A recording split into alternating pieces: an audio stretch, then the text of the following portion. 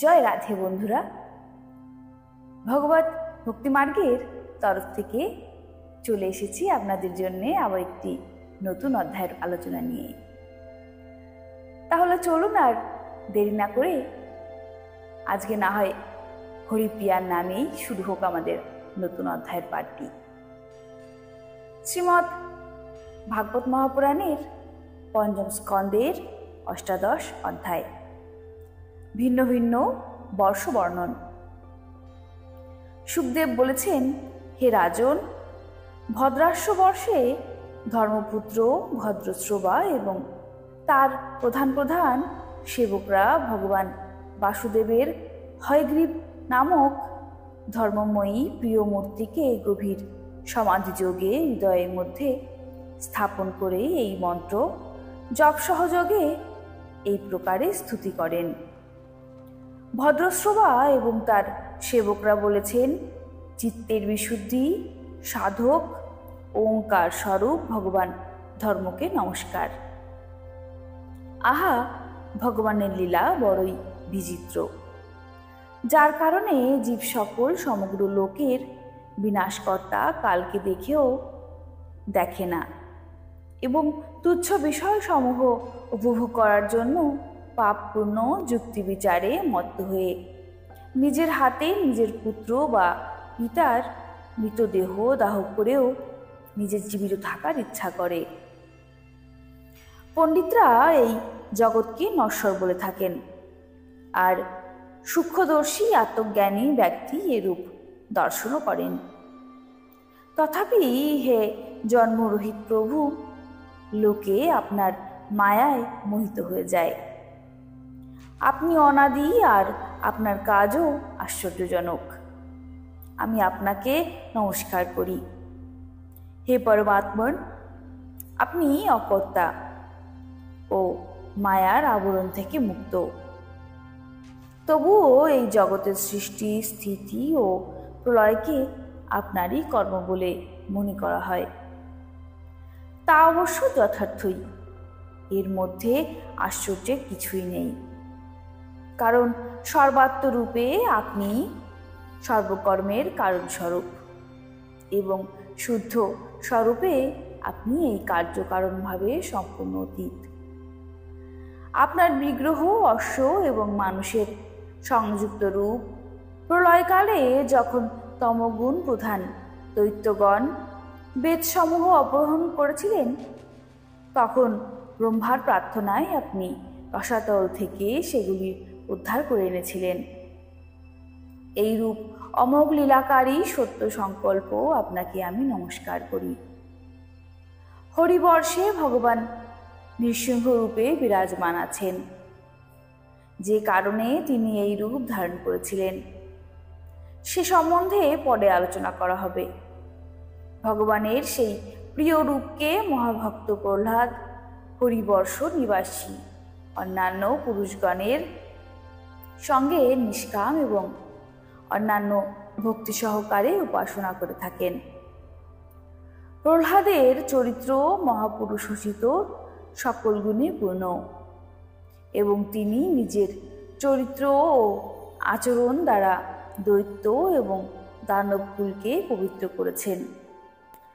তিনি এই মন্ত্র এবং স্তোত্র পাঠ করেন। ওঙ্কার স্বরূপ ভগবান নৃসিংহদেবকে নমস্কার।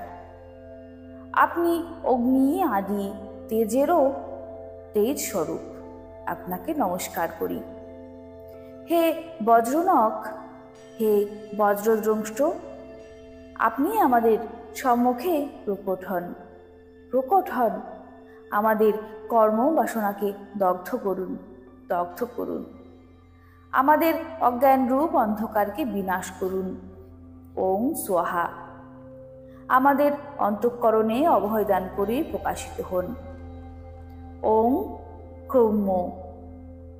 হে নাথ, বিশ্বের কল্যাণ হোক, খল ব্যক্তিদের বুদ্ধি শুদ্ধ হোক, সব প্রাণীদের মধ্যে পারস্পরিক সম্ভাবনায় উদয় হোক, সবাই একে অন্যের মঙ্গল কামনা করুক, আমাদের শুভপথে প্রবৃত্তি হোক, এবং আমাদের সকলের বুদ্ধি নিষ্কামভাবে শ্রীহরির মধ্যে প্রবিষ্ট হোক। হে প্রভু, আমরা যেন গৃহ, স্ত্রী, পুত্র, ধন এবং ভাই বন্ধুদের প্রতি আসক্ত না হই। আর যদি আসক্তি আসে তবে তা যেন কেবলমাত্র ভগবত প্রেমী ভক্তদের প্রতি হয়। যে সংযমী পুরুষ কেবলমাত্র শরীর ধারণের উপযোগী অন্নাদির দ্বারাই সন্তুষ্ট থাকেন, তিনি যত শীঘ্র সিদ্ধিলাভ করেন, ইন্দ্রিয় লোলুপ ব্যক্তির সেরূপ হয় না। ভগবত ভক্তদের সঙ্গ করলে তীর্থতুল্য ভগবানের লীলা কথা শোনা যায়। তার থেকে ভগবানের অসাধারণ শক্তি এবং প্রভাব অবগত হওয়া যায়। যারা বারবার এই প্রসঙ্গ শ্রবণ করে তাদের কর্ণপদ দিয়ে ভগবান হৃদয়ে প্রবিষ্ট হন এবং তাদের দেহের এবং মনের সব মলিনতা দূর করেন। তাহলে কোন ব্যক্তি চাইবে না এইরূপ ভগবদ্গণের সঙ্গ না করতে? যার ভগবানের প্রতি নিষ্কাম ভক্তি হয় তার হৃদয়ে সকল দেবতা, ধর্ম, জ্ঞান ইত্যাদি সব সদ্গুণের সঙ্গে মিলিত হয়ে বসবাস করেন। কিন্তু যে ভগবানের ভক্ত নয় তার মধ্যে মহাপুরুষগণের ওই সকল গুণ কোথা থেকে আসবে? সে তো নানা রকম সংকল্প করে নিরন্তর তুচ্ছ বাহ্য বিষয়সমূহের দিকে কামনার বশীভূত হয়ে ধাবিত হতে থাকে। জল যেমন মাছের অত্যন্ত প্রিয়, তার জীবনের আধার, সেই রকম শ্রীহরি সমস্ত দেহধারীদের প্রিয়তম আত্মা।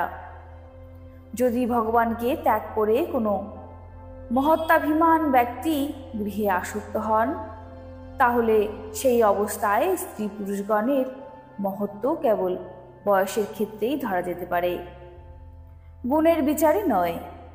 সুতরাং হে অসুরগণ, তৃষ্ণা, রাগ, বিষাদ, ক্রোধ, মান, স্পৃহা, ভয়, দীনতা ও মানসিক সন্তাপের মূল এবং জন্ম মরণরূপ সংসার চক্রের আবর্তনের কালস্বরূপ।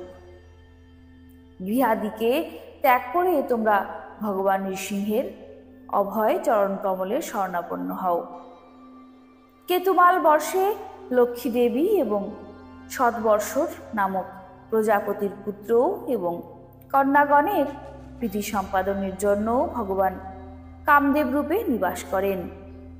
এই রাত্রাভিমানী দেবতারূপী কন্যা এবং দিবসাভিমানী দেবতারূপী পুত্রগণের সংখ্যা মানুষের শতবর্ষ পরিমিত আয়ুর দিবস এবং রাত্রির সমান, অর্থাৎ 36,000 পুত্র এবং 36,000 কন্যা। তারাই কেতুমাল বর্ষের অধিপতি। ওই কন্যাগণ পরম পুরুষ শ্রীনারায়ণের শ্রেষ্ঠ অস্ত্র সুদর্শন চক্রের তেজে ভীত হওয়ার ফলে প্রত্যেক বছরের শেষে তাদের গর্ভ নষ্ট হয়ে যায় এবং গর্ভপাত ঘটে। ভগবান নিজের সুললিত গতিবিলাসে সুশোভন, মধুর স্মিতহাস্যে, মনোহর লীলাপূর্ণ রুচির কটাক্ষে কিঞ্চিৎ উন্নমিত সুন্দর ভ্রুমণ্ডলের মোহনকান্তির দ্বারা বদনা রবীন্দ্রের রাশি রাশি সৌন্দর্য বিকীর্ণ করে।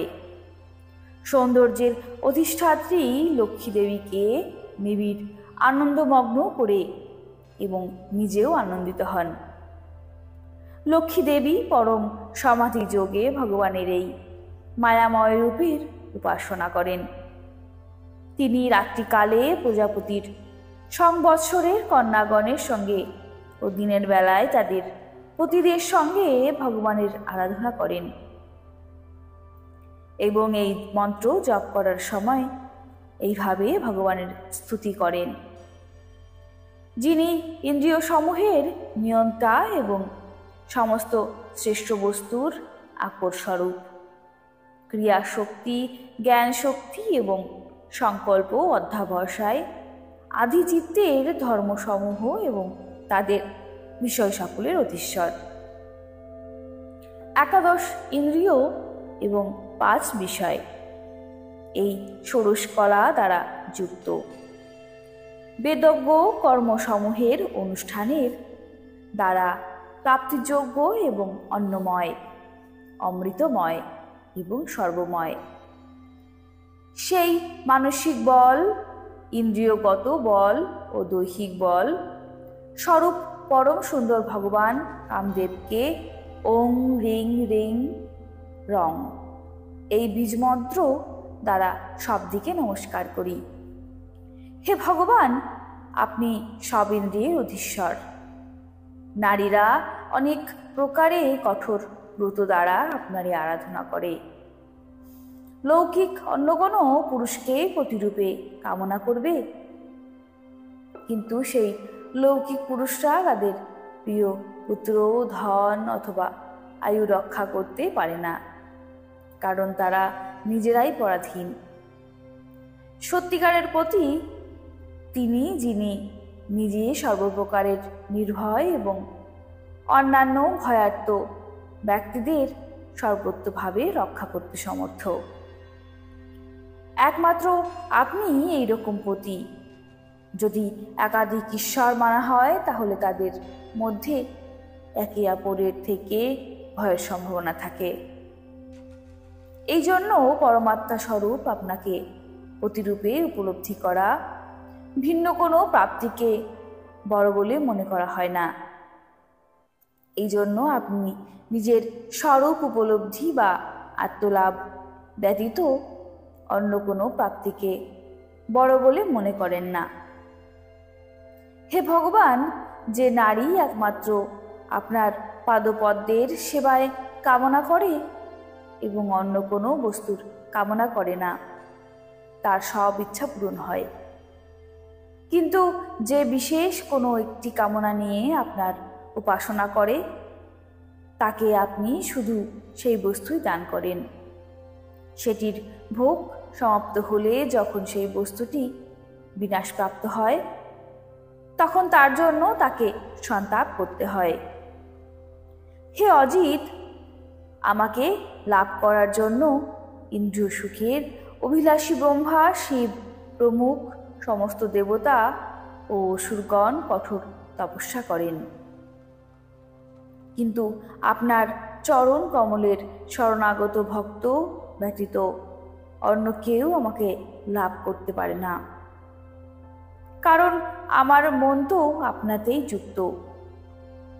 হে অচ্যুত, আপনার যে পূজনীয় করকমল ভক্তদের মস্তকে ধারণ করেন, সেই করকমল আমার মস্তকেও রাখুন। হে বরেণ্য, আপনি কেবলমাত্র আপনার শ্রীলাঞ্ছন মূর্তিকে আমাকে বক্ষস্থলে ধারণ করেন। আপনি সব কিছু করতে সমর্থ। আপনি নিজের মায়ায় যে সকল লীলা করেন, তা কে বুঝতে পারে? রম্যক বর্ষে ভগবান পূর্বকালে সেখানকার অধিপতি মনুকে নিজের প্রিয় মৎস্যাবতার রূপ দর্শন করিয়েছিলেন।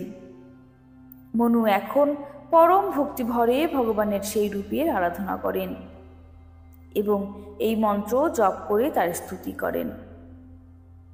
যিনি সত্যপ্রধান, মুখ্য প্রাণ, সূত্রাত্মা এবং যিনি মনের, ইন্দ্রিয়ের ও দেহের বলস্বরূপ, ওঙ্কার পদবাচ্য, সেই সর্বশ্রেষ্ঠ ভগবান মহামৎস্যকে বারবার নমস্কার করি। হে প্রভু, কাষ্ঠ পুত্তলিকাকে নট যেমন নাচিয়ে থাকে, সেই রূপ আপনি ব্রাহ্মণাদি নামের রজ্জু দ্বারা সমস্ত বিশ্বকে নিজের নিয়ন্ত্রণে রেখে চালিত করছেন। অতএব আপনি সব কিছুর প্রেরক। ব্রহ্মাদি লোকপালগণ পর্যন্ত আপনাকে দেখতে সমর্থ হন না, তথাপি আপনি সকল প্রাণীর ভেতরে প্রাণরূপে আর বাইরে বায়ুরূপে নিরন্তর বিচরণ করছেন। বেদই আপনার মহান নাদ অর্থাৎ শব্দ। একবার ইন্দ্রাদি ইন্দ্রিয়াভিমানী দেবতাগণের আপনার প্রতি ঈর্ষা হয়েছিল। তখন আপনার থেকে পৃথক হয়ে তারা আলাদাভাবে বা একত্র হয়েও মনুষ্য, পশু, স্থাবর, জঙ্গম ইত্যাদি যা কিছু দৃশ্য পদার্থ আছে তাদের কোনটিকে অনেক যত্ন করে রক্ষা করতে সমর্থ হয়নি। হে জন্মরহিত প্রভু, আপনি প্রলয়কালে বিশাল তরঙ্গমালায় উত্তাল সমুদ্রে ঔষধি ও লতাসমূহের আশ্রয়স্থল এই পৃথিবী ও আমাকে ধারণ করে মহৎসারে বিহার করেছিলেন। আপনি এই বিশ্বের সমস্ত প্রাণসমূহের নিয়ন্তা। আপনাকে আমি নমস্কার করি। হিরণ্ময় বর্ষে ভগবান কূর্মতনু ধারণ করে বিরাজ করেছেন। পিতৃরাজ অজর্মা সেখানকার অধিবাসীগণের সঙ্গে ভগবানের সেই প্রিয়তম মূর্তির উপাসনা করেন আর সর্বদা এই মন্ত্রের জপ করে স্তুতি করেন। যিনি সত্যগুণময় জলে বিচরণ করেন বলে যার অবস্থিতি নির্ধারণ করা যায় না, এবং যিনি কালের সীমার অতীত, সেই ওঙ্কার স্বরূপ সর্বব্যাপক ও সর্বাধার ভগবান কূর্মদেবকে বারবার নমস্কার। হে ভগবান, অনেক রূপে প্রতিভাত এই দৃশ্য জগৎ প্রপঞ্চ যদিও মিথ্যা বলেই জানা হয়, এবং এই জন্য প্রকৃতিপক্ষে এর কোনো সংখ্যা নির্দেশ করা যায় না। তথাপি এই সবই মায়া অবলম্বনে প্রকাশিত আপনারই রূপ। এই অনির্বাচনীয় রূপে আপনাকে আমি নমস্কার করি।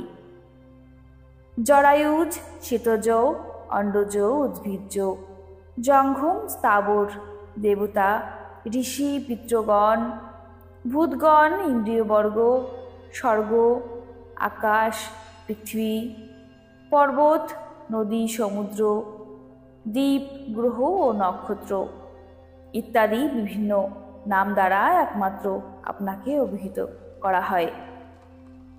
আপনার অসংখ্য নাম, রূপ ও আকৃতি কপিল প্রমুখ বিদ্বানগণ যে আপনার মধ্যে চতুর্বিংশতি তত্ত্বের সংখ্যা নিশ্চয় করেছেন, তা যে তত্ত্বজ্ঞানের উদয়ে অপনীত হয়, সেই তত্ত্বজ্ঞানও প্রকৃত পক্ষে আপনারই স্বরূপ।